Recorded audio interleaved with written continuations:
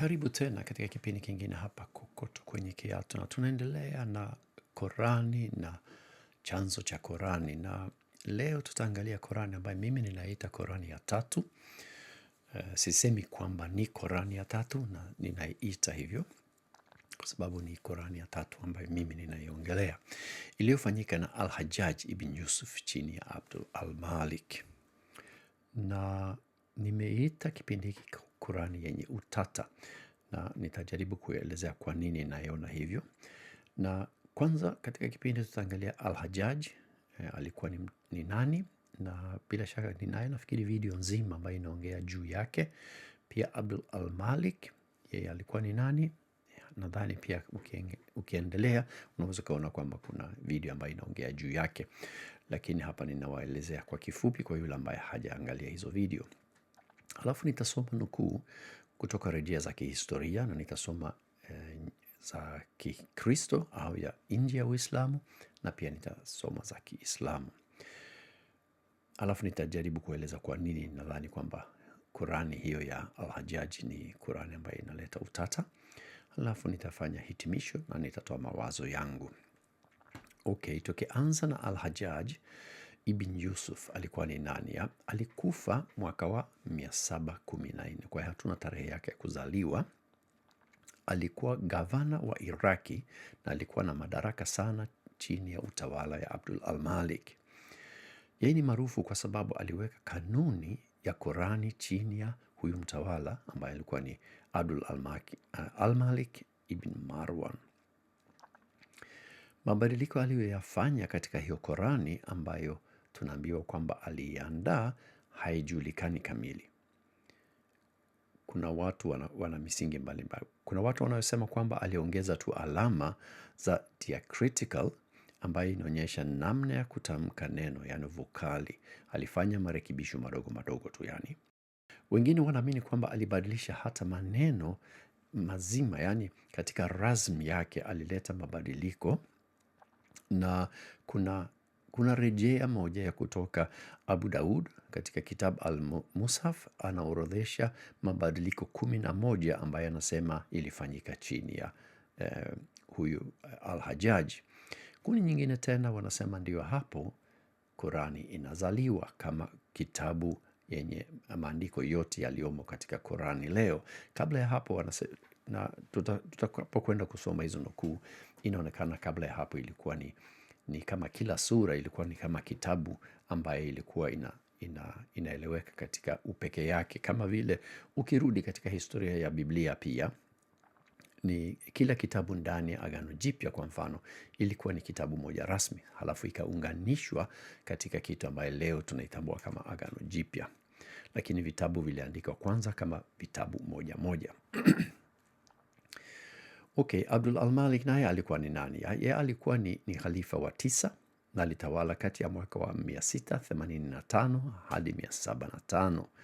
Na yeye ni maarufu kwa sababu aliwaunganisha Waarabu chini ya utawala wake, na pia ni kama vile aliwaunganisha chini ya dini. Na wapo ambayo wanaamini kwamba yeye ndio ni mwanzilishi hasa wa Uislamu, mimi nikiwa mmoja wapo. Pia alisimamia kazi ya Al-Hajjaj ya kuandaa Qurani, na hapo pia vidokezo tunavyopata katika hizo nukuu inaonyesha kwamba wakati huo Qurani kama tunavyoitambua, au at least msingi wa Qurani kama tunavyojua leo, ilifanyika hapa. Tutasoma nukuu kutoka historia, na nimefanya hivyo kwamba nukuu ya kwanza tunayoipata ni kutoka mwaka 730. Hiyo ni miaka 15-16 baada ya kifo cha Al-Hajjaj, kwa hiyo ni karibu na tukio lenyewe. Hiyo ni nukuu kutoka Mkristo mmoja ambayo anaitwa Yohana wa Damasko, na ni rejea ya Kikristo kwa hiyo na kwa vile ninaanza yeye, tuseme ni nukuu ya kwanza, ninaorodhesha kwanza nukuu za watu nje ya Uislamu au Wakristo, halafu tunakwenda kuangalia nukuu za Kiislamu.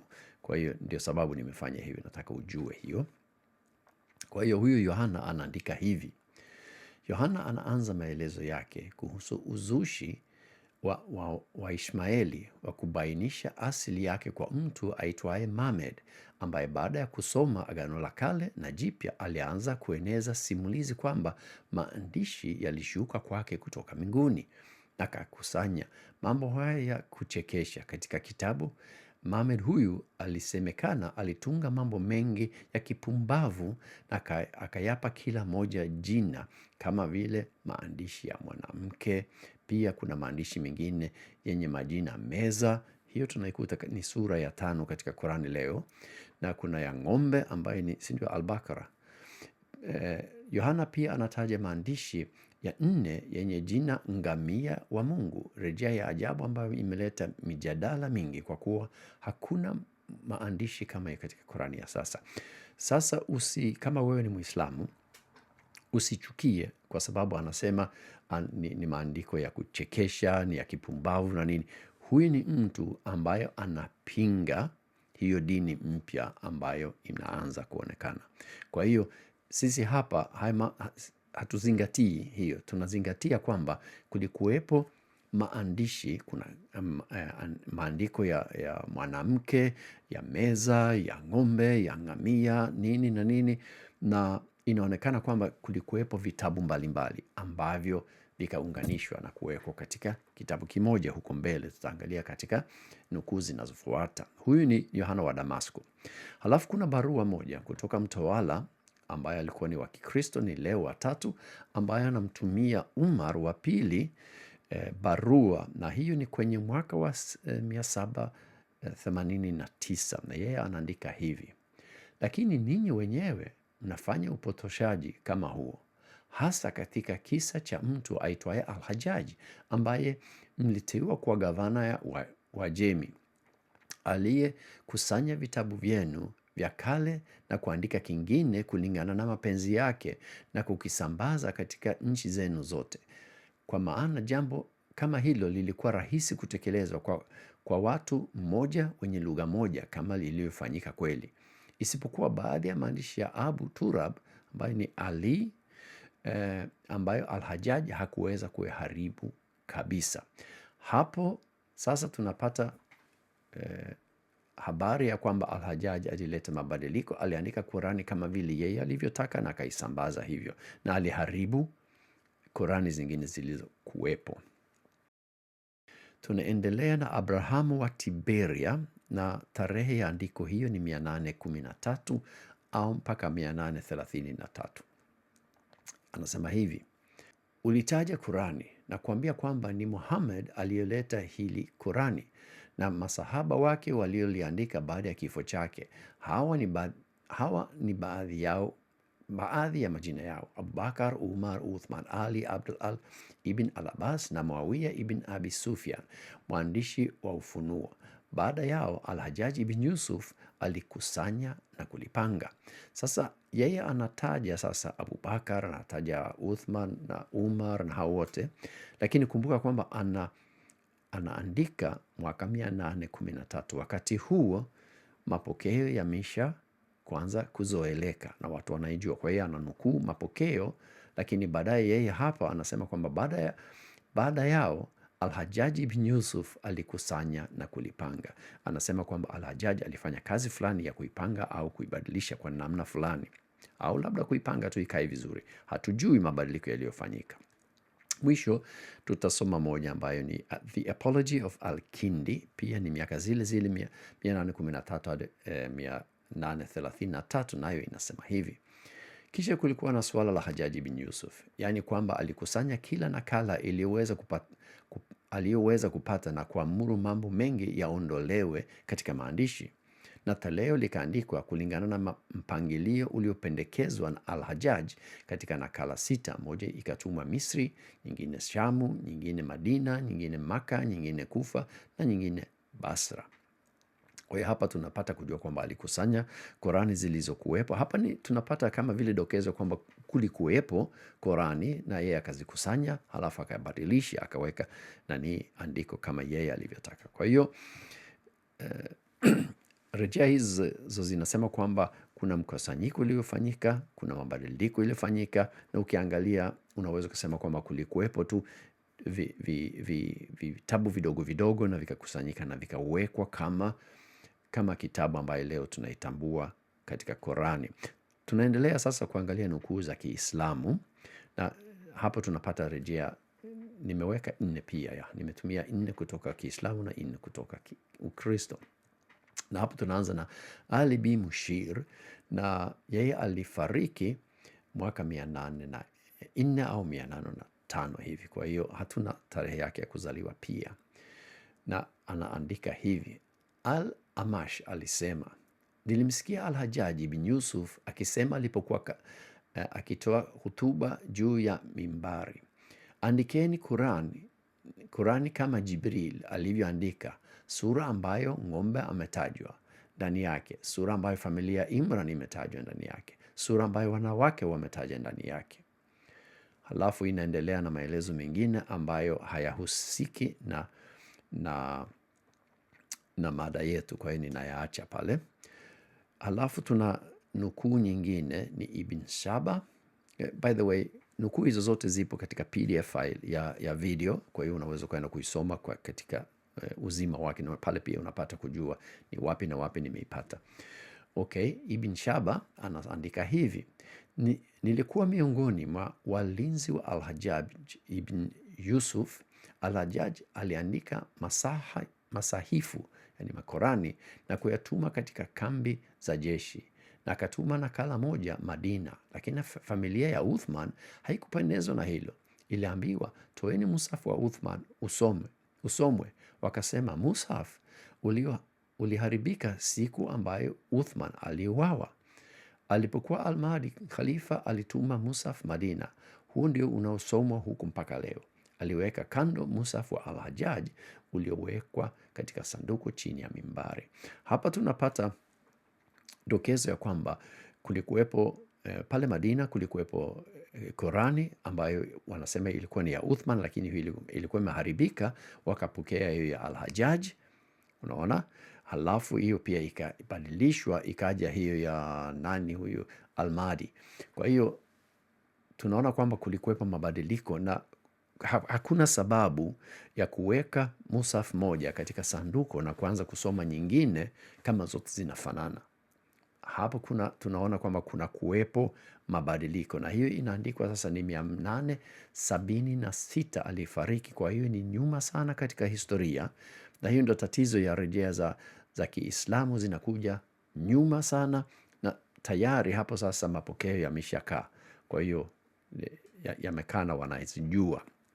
Tunaendelea na moja ambayo inaitwa Hamza al-Isfahani. Hiyo ni 970 au 971 ndio alifariki. Inasema hivi kuhusu sababu ya uvumbuzi wa kuweka nukta al-nakt, masahifu 5 ambayo Uthman aliamuru yaandikwe na yasambazwe katika kambi za jeshi yalisomwa na watu kwa takriban miaka 40 na zaidi, tangu wakati wa Uthman hadi siku za Abdul al-Malik. Kisha makosa ya lugha yakaanza kuenea ndani yake, na sababu ilikuwa kwamba wakati masahifu yalipofika, herufi ba, ta na tha zilifanana katika hali ya kuunganishwa na kutengwa, na herufi ya na nun zilifanana nazo katika hali ya kuunganishwa. Makosa katika uandishi yakawa mengi sana. Makosa hayo yalipoenea Iraq, Al-Hajjaj aliwaita waandishi wake na kuamuru waongeze alama za kutofautisha herufi hizi zenye kufanana, hivyo wakaongeza nukta. Hapo tunapata tu kwamba kulikuwepo matatizo ya ile razmi yake, na sasa wanairekebisha kwa kuweka zile nukta, kuweza kusoma vizuri, kuweka zile vokali. Kwa hiyo hapo tunaona kwamba ni mabadiliko madogo, sio makubwa yanayoelezwa. Halafu mwisho tunakwenda Ibn Atia, na hiyo ni mwaka 1147. Kwa hiyo ni nyuma sana katika historia. Anasema hivi kuhusu kuweka irabu na nukta katika mushaf: imepokelewa kwamba Abdul al-Malik ibn Marwan aliamuru na kutekeleza jambo hili. Al-Hajjaj alishughulisha nalo huko Wasit kwa juhudi kubwa. Aliongeza mgawanyo wa hizb ndani yake alipokuwa gavana wa Iraq. Aliwaamuru Al-Hassan na Yahya ibn Yamur kulifanya hilo. Baada ya hapo aliandika kitabu kuhusu kiraat za Qurani, akikusanya humo yaliyopokelewa kuhusu tofauti za watu katika usomaji ambazo bado ziliendana na maandishi yasiyo na alama. Kwa hiyo hapa tunaona kwamba pia ni yale mabadiliko madogo madogo ambayo yanafanyika katika ushahidi huo.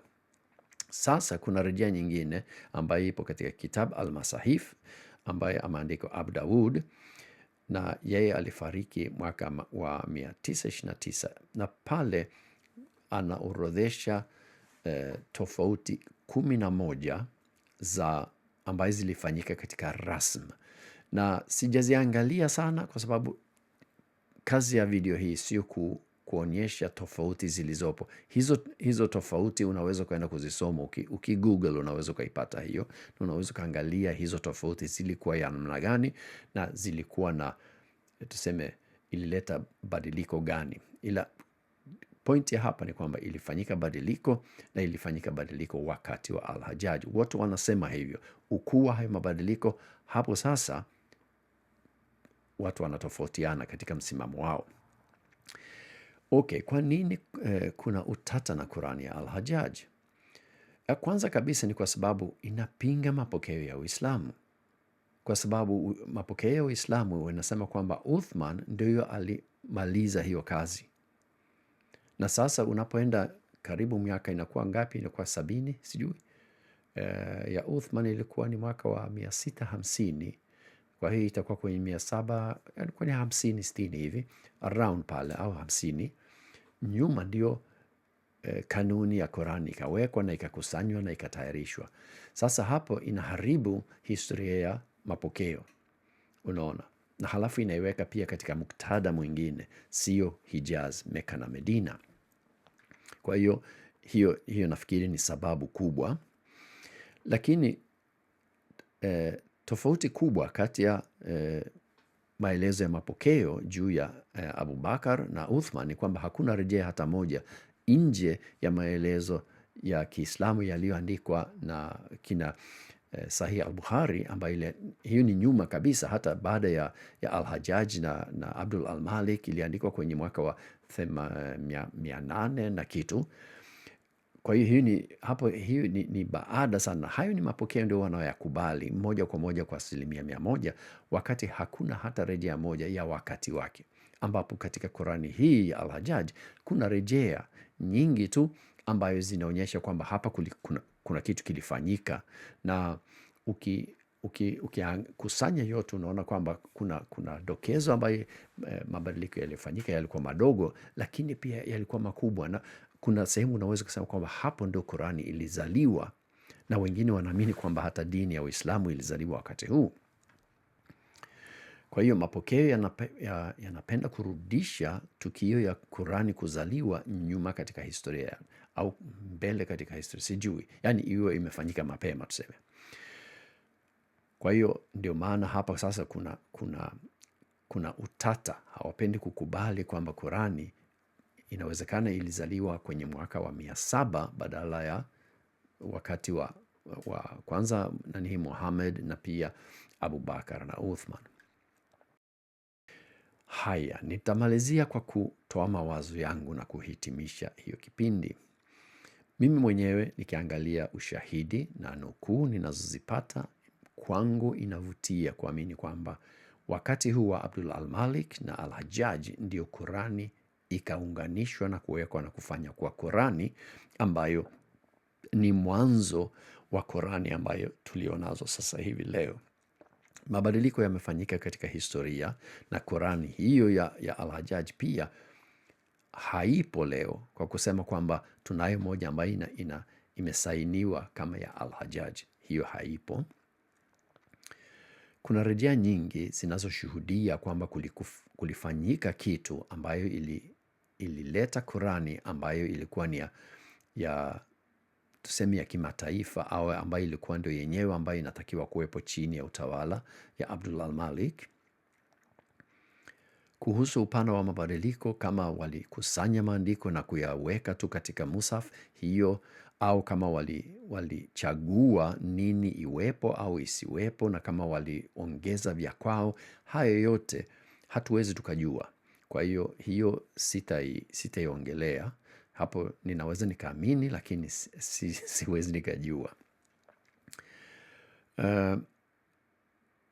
Sababu moja ya kuamini kwamba Qur'an iliandikwa wakati huu ni kwamba kabla ya hapo hakuna hata nukuu moja au dokezo moja kwamba Uislamu upo au Qur'an ipo. Hakuna kabisa. Kabla ya hapo tunajua kwamba ni Waarabu wanaitwa Ishmaelites, Mahagarian, wana nembo mbalimbali, lakini si Waislamu. Na kwa hiyo hatujui. Lakini hapo sasa tunaweza kuona kwamba kuna kitu kama Uislamu inayozaliwa. Baada ya wakati wa Al-Hajjaj na Abdullah al-Malik, Qurani zinaanza kuchepuka na kuonekana, na tunaanza kupata Qurani 1, 2, 3, 4, 5, 6, 7 mpaka 30 na za Kiarabu, ambayo kila moja ina jina ya mtu ambaye alikusanya tuseme au aliandika. Na tunaona kwamba kuna Qurani zinazokubalika, zingine hazikubaliki, na yani kuna discussion moja kubwa ndefu. Kwa hiyo tunasema mwanzo wa kuanzia sasa ndo tunaona kwamba kuna kitu Uislamu, kuna kitu Qurani ambayo inaonekana. Kama unavyoona, video hii ingeweza kuendelea kwa masaa, na nimeongea tayari zaidi ya dakika 20, na huwa ninajaribu kuzifupisha siku hizi, lakini kuna mambo mengi hapo. Lakini katika maelezo ya video kuna link ambayo unaweza ukai-click. Hapo unapata PDF file ambayo unaweza ukasoma haya yote ninayoyaongelea na mengi zaidi. Kwa mfano nimeweka sura moja kutoka kitabu moja ambayo imeandikwa na Stephen J. Schumacher ambayo inahusu jambo hili. Hiyo sura yote unaweza ukaisoma, ni katika Kiingereza, lakini unaweza ukaisoma yote pale, pamoja na link ya kuweza kushusha ukitaka kitabu chake kizima bure. Katika Kiingereza ndiyo, lakini unaweza ukaishusha bure, pamoja na link ya vitabu vingine na maandiko mengine ambayo pia unaweza ukayapata pale. Kwa hiyo kama unataka kujua zaidi na kujiendeleza zaidi na kusoma zaidi, hiyo ni njia nzuri sana ya kufanya. Tunapoendelea sasa, tunaruka mpaka mwaka 1924. Kuna mambo mengi yanafanyika humu katikati, lakini zaidi sio ni kama vile Qurani mbalimbali zinatokea, ambaye tofauti zake ni ndogo ndogo, lakini bado ni kama vile hakuna shaka ya kwamba hii ni Qurani au hii si Qurani. Ni Qurani, lakini kuna mabadiliko madogo madogo yanafanyika, na kuna mambo mengi yanafanyika kati ya mwaka wa 700 na mwaka wa 1900. Lakini mwaka 1924 Qurani ambayo inafahamika leo kama ili ya ulimwengu, tuseme ili ya Hafs, ndio ilichaguliwa. Na hiyo ndio naona kwamba hapo ndo tunakwenda kusema kwamba okay, hapo sasa tuendelee. Sasa inakuwa Qurani ya 4 tuseme. Kwanza ilikubalika kama Qurani ya shule katika vyuo za Misri au za Cairo, hasa Cairo. Halafu ya kitaifa huko Misri, na mwisho ya kimataifa, na hiyo ilikuwa ni mwaka 1985. Kwa hiyo ndo tutakwenda kuiangalia katika kipindi kinachokuja. Kama umefuata mpaka mwisho, nakushukuru na kupongeza. Mungu akubariki, na bila shaka tutaendelea kuonana katika video zingine siku za mbele. Asanteni sana.